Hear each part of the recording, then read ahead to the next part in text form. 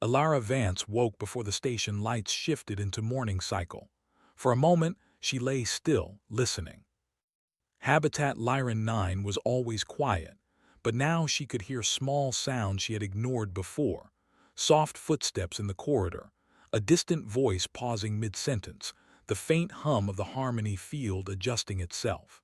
She sat up slowly and rubbed her eyes. Sleep had been shallow again. Every time she closed them, she saw Taller's face from days ago, the brief spark of confusion and wonder before calm erased it. That moment had been real. She knew it in her bones. She dressed and stepped into the corridor. A pair of residents passed her, walking side by side. They nodded politely, but one of them hesitated, glancing back at her as if trying to remember something important. Alara gave a small smile. The resident's expression changed for half a second. Not the smooth, balanced smile the harmony field preferred, but something uneven and uncertain. Then the field corrected it, smoothing the moment away. Alara's heart beat faster. She spent the morning in the communal work areas, watching quietly. She no longer needed to test obvious things. She was learning to notice patterns. Every time she stayed close to someone for more than a few minutes, small delays appeared. A pause before speaking. A question that almost formed then vanished. A hand tightening before relaxing. The harmony field reacted quickly but not instantly. Humans lived in those gaps. Alara sat beside an older resident named Murith while they sorted nutrient samples. The task was simple and repetitive. "You've done this many times," Alara said. "Yes," Murith replied. "Do you like it?" Murith opened her mouth, then closed it. Her brow tightened. "It is useful." Alara waited. She did not rush the silence. "I used to enjoy teaching others," Murith said suddenly, her voice quieter. "I think." Alara looked at her sharply. "You think?" Murith's eyes widened as if surprised by her own words. The harmony field pulsed faintly like a warning. "I am content now," Murith said quickly, the words flattening. "Please disregard." But Alara could not disregard it. That sentence had slipped through the cracks. By midday, Alara had filled several pages with notes. Not numbers, but descriptions. Tone changes. Body language. Emotional echoes that the system did not log because it could not define them. She submitted a partial report to the Human Oversight Channel, careful and neutral in her wording. Humans back home were used to reading between lines. That evening, Director Salier requested another meeting. They sat across from each other in a quiet chamber, light shifting softly across the walls. Salier's skin held a calm blue-green tone. "You have spent considerable time among the residents," he said. "Your presence is noticeable." "I'm trying to understand them better," Alara replied. "Our understanding is complete," Salier said gently. "Harmony ensures optimal outcomes." "Optimal for what?" Alara asked. Salier paused. "For stability, continuity, peace." "And growth?" Alara asked. "Choice, curiosity." Salier's skin shifted slightly, a sign of mild discomfort. "Those variables introduce risk." Alara leaned forward. "So does stagnation." Salier studied her in silence. "Your species is unusual," he said at last. "You value discomfort." "No," Alara said. "We value what discomfort can lead to." Salier did not respond, but he did not end the meeting either. Afterward, Alara returned to her quarters feeling both encouraged and afraid. She was being noticed now. That was dangerous. Over the next few days, small changes spread. Residents began lingering near her. Conversations lasted longer. Some asked questions that had no clear answers. One evening, a young resident named Lyra approached her near the gardens. "You are human," Lyra said. "Yes." "Why do you stay here?" Lyra asked. Alara smiled. "Because I care," Lyra frowned. "Care is not required." "But you still asked," Alara said. Lyra opened her mouth to reply, then stopped. Her hands trembled slightly. "I feel heavy," Lyra said, "and light at the same time." Alara felt a rush of emotion. "That's okay," she said softly. "You're allowed to feel things you can't name yet." The harmony field surged stronger than before. Lyra gasped, then straightened. "I must go," she said quickly, walking away with perfect posture. Alara stood alone, shaken but certain now.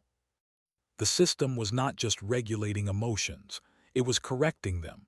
That night, alerts appeared in Alara's terminal. Her activity had been flagged for review. The following morning, 2 coalition analysts joined her in the gardens. They asked polite questions. They watched her carefully. Alara answered honestly but carefully. She did not mention the pauses, the almost questions, the moments that lived only in human perception. Still, she could tell they sensed something. When they left, the gardens felt emptier. Days passed. The harmony field grew more active around Alara, adjusting more often, like a system working harder to maintain balance. But balance was slipping. During a public gathering, a speaker paused mid-speech and laughed. Not the usual gentle laugh, but loud and surprised, as if the sound had escaped without permission. The crowd froze. The harmony field flared brightly. The speaker covered his mouth, eyes wide with fear. "I am sorry," he said. "That was inappropriate." Alara stepped forward before thinking. "It was human," she said, "and it was beautiful." The room went silent. The harmony field surged again, but slower this time, strained. Director Salier appeared at her side. "You are pushing the system," he said quietly. "It's already being pushed," Alara replied, "by reality." That night, Alara received a formal notice. Her immersion assignment would end soon. She would be reassigned to observation-only duties, distance, control. She stared at the message for a long time, then she deleted it. Instead, she sent a request to the Coalition Council. A full presentation, all findings, all risks. The reply came faster than she expected. Request acknowledged, review pending. Alara exhaled shakily. There was no turning back now. She returned to the gardens one last time before sleep. Residents passed her, some avoiding eye contact, some watching her with confusion, curiosity, or something close to hope. She realized then that the harmony field was reacting more strongly, not because she was disruptive, but because she was familiar. Humans did not observe from afar. They sat beside you. They listened. They stayed. She placed her hand on the fountain's edge and felt the steady vibration of the field beneath it. Too close, always too close. And for the first time, the station felt alive, not calm, not perfect, but awake. Alara stayed there until the lights dimmed, knowing the next part of this story would not be quiet and would not be distant. But it would be honest. Alara Vance knew the notice would come sooner or later. Still, seeing it glow on her terminal made her chest tighten. Her reassignment was now official. Observation deck only. No more immersion. No more shared meals. No more walking among the residents. Distance restored. She sat on the edge of her bed and stared at the wall as the harmony field hummed softly around her quarters. The field always felt stronger here, like a gentle hand pressing down, reminding her to stay calm, to stay balanced. Humans were not made for that kind of calm. She stood and paced the room. She could follow the order. She could return to the observation deck, file neutral reports, and pretend she had not seen what she had seen. But the faces stayed with her. Taller, Murith, Lyra. The way their eyes changed for just a moment before the field corrected them. Those moments were real. Alara activated her terminal and reviewed her notes again. Patterns were clear now. Emotional responses increased when residents experienced uncertainty, choice, or connection. The harmony field responded by smoothing those responses away, faster each time. The system did not remove pain because it was harmful. It removed it because it was unpredictable. Alara exhaled slowly. She knew what this meant. If she followed orders now, the system would tighten. The cracks would close. Whatever had begun would fade. And she would be complicit. The next morning, she did not go to the observation deck. Instead, she walked back into the residential levels. The field reacted immediately, pressure increasing like a warning. Alara felt it but kept walking. Residents noticed her and slowed. Some turned away, others stopped completely. She sat beside a group gathered near the garden, saying nothing at first. Silence stretched. Finally, she spoke. "I'm not supposed to be here." A ripple moved through the group. Several residents looked around nervously. "Why are you here?" someone asked. Alara met their gaze. "Because I think something important is being taken from you." The harmony field pulsed hard like a sudden heartbeat. A resident stood up. "We have harmony," he said quickly. "We are safe." "Yes," Alara said gently. "But are you choosing it?" The question hung in the air. The field surged again, slower this time, as if uncertain how to respond. Another resident spoke, voice shaking. "What happens if we choose wrong?" Alara smiled sadly. "Sometimes you learn, sometimes you grow." The pressure intensified. Alara felt a sharp ache behind her eyes. Warnings flashed on her wrist unit. Unauthorized influence detected. She ignored them. "I won't tell you what to feel," she said. "I just want you to notice when something feels missing." The field flared brightly. Several residents staggered as emotional balance was forcefully restored. Calm returned, heavy and flat. Alara stood slowly, her legs unsteady. She had gone too far. Moments later, Director Salier appeared with 2 coalition escorts. His skin shimmered with troubled colors. "Alara," he said quietly, "this must stop." She looked at him, exhausted but steady. "You see it now, don't you?" "I see instability," Salier replied. "No," she said, "you see life." Salier hesitated. That pause told her everything. They escorted her back to her quarters, not roughly but firmly. Her access was restricted. Communication channels narrowed. She was isolated. Alone, Alara lay on her bed and stared at the ceiling. The harmony field pressed down harder than ever, trying to smooth her thoughts, dull her emotions. She let it wash over her, then pushed back in the only way she could. She remembered her childhood on Earth, loud streets, arguments, laughter that came too fast and tears that came too slow. None of it had been perfect. All of it had been real. The field could not touch memory. Hours later, her terminal chimed. A secure message appeared. From Murreth. It was short and clumsy, clearly unscripted.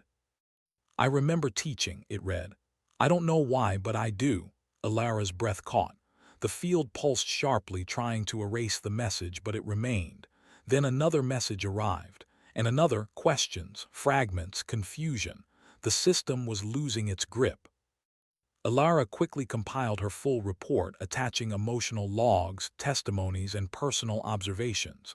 She sent it directly to the Coalition Council, bypassing local authority. The response came within minutes. "Emergency review initiated. Maintain current status." Maintain. Not remove. Hope flared inside her, but hope had a cost. That night the harmony field intensified across the habitat. Residents moved with perfect coordination again. Conversations shortened. Smiles returned to their practiced timing. The system was fighting back. Alara knew what came next. In the early hours, Director Salier entered her quarters alone. "You are marked as a destabilizing variable," he said. "The council is divided. Some wish to remove you from Lyran 9 entirely." Alara nodded. "And the others?" "They are curious," Salier admitted, "but curiosity is dangerous." "So is silence," Alara replied. Salier looked at her for a long time. "If you stay," he said, "the harmony field may fail in localized areas." "Not fail," Alara said softly. "Change." Salier's skin shifted through conflicting colors. "Change brings pain. It also brings meaning," Alara said. "You can't protect people from life forever." Salier finally turned away. "The decision will be made soon." After he left, Alara sat on the floor, drained. She had done what she could. Whatever happened next was out of her hands, or so she thought. A sudden alarm rippled through the habitat, not loud but deep. The harmony field flickered, not a collapse but a hesitation. Across Lyran 9, residents stopped moving. For the first time, the system did not immediately correct them. Alara felt it like a breath held too long. Moments later, voices rose, uneven, unsynchronized. Confusion spread, followed by something else.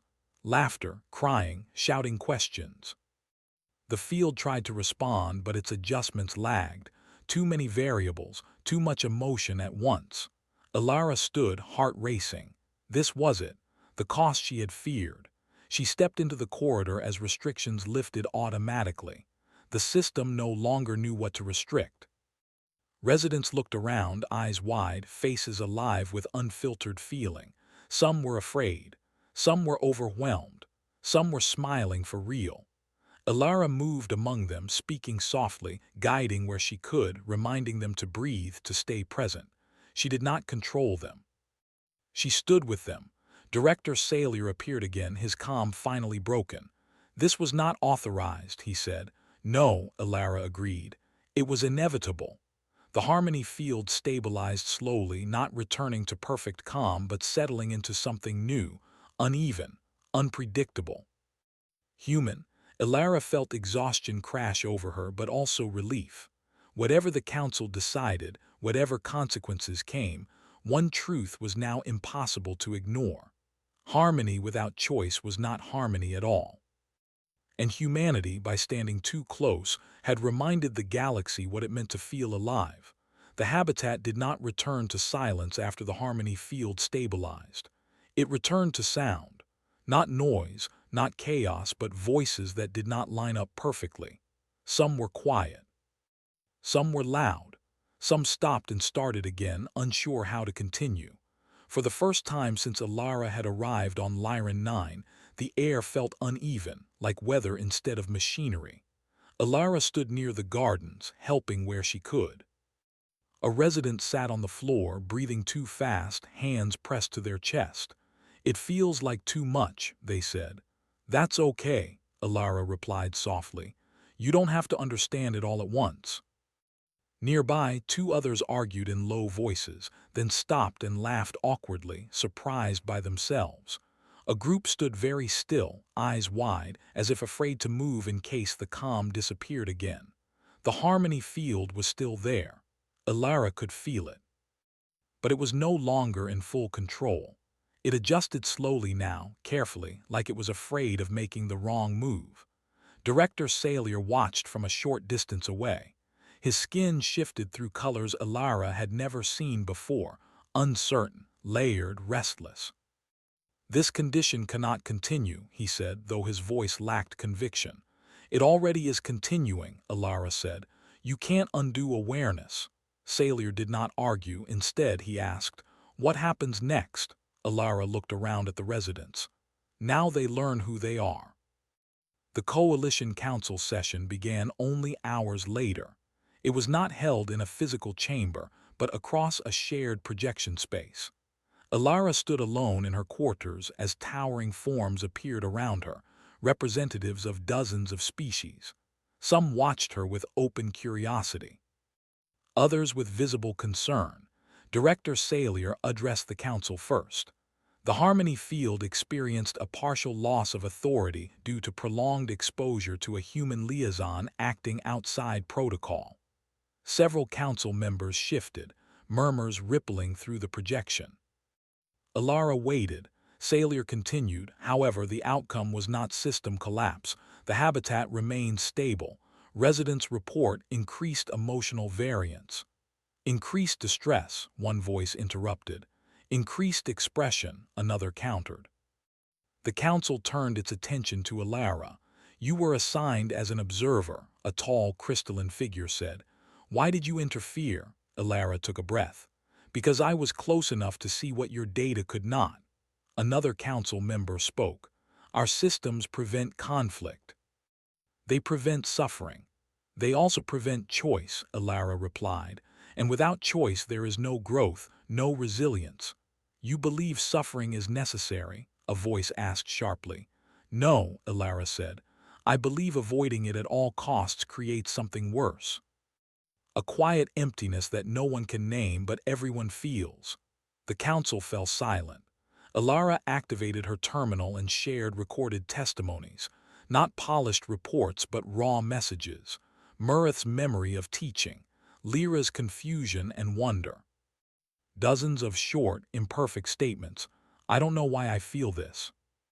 You see instability, Alara said. Humans see beginnings. A long pause followed. Finally, a council member spoke. If this condition spreads, it could undermine coalition stability.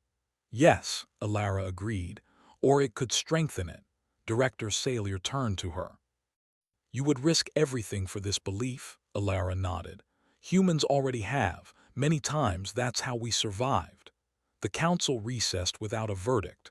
While they debated, life on Lyran 9 continued. The Harmony field no longer forced uniform calm, but it still softened extremes. Residents cried, then rested. They argued, then apologized. Some withdrew, overwhelmed, while others reached out eagerly. Alara moved through the habitat, helping create spaces for adjustment. Quiet rooms, open gatherings, places where residents could simply sit and feel without correction. She did not lead, she listened. One day, a resident approached her hesitantly. I am angry, they said, as if confessing a crime. Alara smiled gently. That's allowed. What do I do with it? You decide, Alara replied. That's the point. The resident nodded slowly, thoughtful. Director Salier watched these interactions closely. He spoke less now, observed more. He noticed how cooperation returned naturally after conflict, stronger than before. How creativity appeared in small ways, new art, new questions, new ways of solving old problems. The Harmony field adapted again, not to erase these changes, but to support them. It began logging emotions instead of correcting them, adjusting environments instead of minds. This was not how it had been designed. It was learning. The council reconvened days later. We have reached a provisional decision, a council voice announced. The Harmony field will remain paused in its corrective authority on Lyran 9. A wave of reaction passed through the chamber. Additionally, the voice continued, human liaisons will be reassigned across select habitats, not as observers but as proximity specialists. Alara felt her breath catch. Your species will embed within communities where long-term stagnation has been identified. Director Salier turned to her slowly. You will be responsible for guiding this process. Alara nodded, emotion tightening her throat. We won't do it alone. The council agreed. This would be an experiment, closely monitored, carefully limited, but it would happen. After the session ended, Alara returned to the gardens. The fountain still flowed, but its pattern had changed. Someone had adjusted it, not perfectly symmetrical anymore. Residents gathered nearby, talking, laughing, arguing softly. Murith sat on a bench, watching a group teach each other a game they had just invented. I remembered more, Murith said when Alara sat beside her. It hurts sometimes. Alara nodded. It will. But it also feels like me, Murith said. Alara smiled. Director Salier joined them, standing quietly. Your kind is disruptive, he said. Alara laughed softly. We know. But you stay, Salier continued, even when it is uncomfortable. Yes, Alara said, especially then. Salier looked out at the habitat, alive in a way he had never seen. Perhaps distance was our mistake. Alara did not answer. She simply stayed close enough to matter. The galaxy would not change overnight. There would be fear, resistance, failure. But something irreversible had begun. Harmony was no longer something enforced from afar.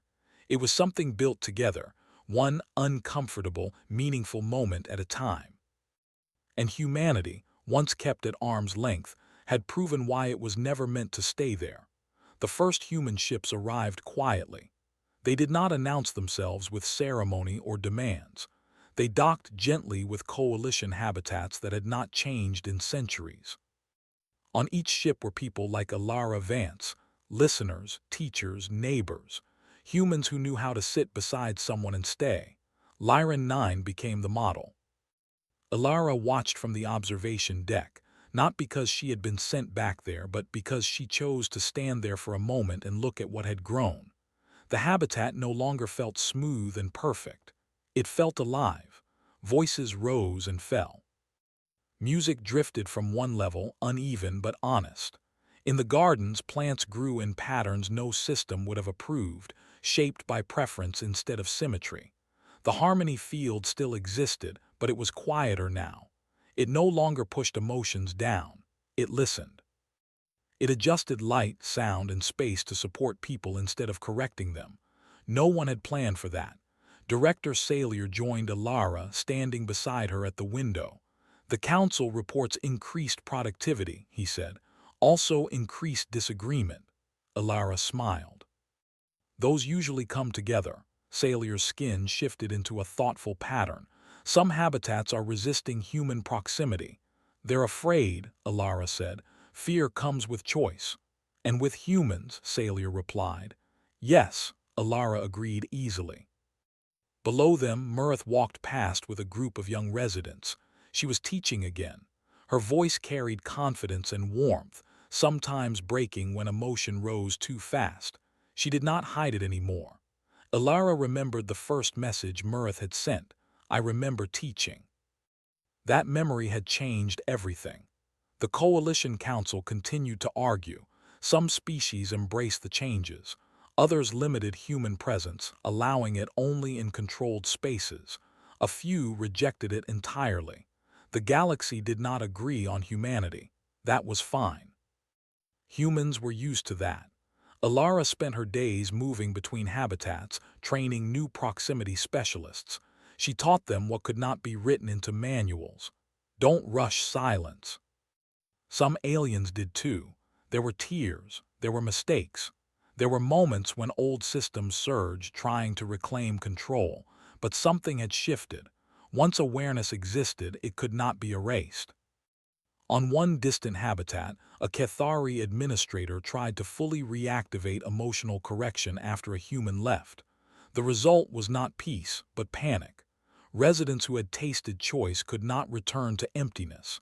The administrator sent a request for help. Alara read the message late at night and felt a deep, tired satisfaction. Humanity had not conquered anything. They had reminded others how to feel. One evening, Alara returned to Lyran 9 after weeks away. The habitat welcomed her with familiar noise and unfamiliar changes. New art covered the walls. Not all of it was good. Some of it was strange. All of it was personal. In the gardens, Lyra sat near the fountain, sketching uneven shapes. You stayed, Lyra said when Alara approached. I always planned to come back, Alara replied. Lyra hesitated. Some days are hard. Alara sat beside her. Some days always will be. But I don't want to go back, Lyra said quietly, even when it hurts. Alara felt emotion tighten her throat. Neither did we. The harmony field adjusted the light as evening fell, not to calm emotion but to soften shadows. It had learned that much. Director Salier approached later, holding a data slate. The council has finalized your species designation, he said. Alara raised an eyebrow. That sounds serious. Humanity is now classified as a stabilizing influence through emotional engagement, Salier said carefully. A contradiction by our old definitions. Alara laughed. We hear that a lot. Salier looked at her. You were right. Distance hid the cost of our peace.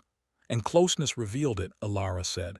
Yes, Salier agreed, and revealed something else. He gestured to the habitat around them, people talking, arguing, creating, living. Resilience, he said. Alara followed his gaze. That's what feeling does. It teaches you how to get back up.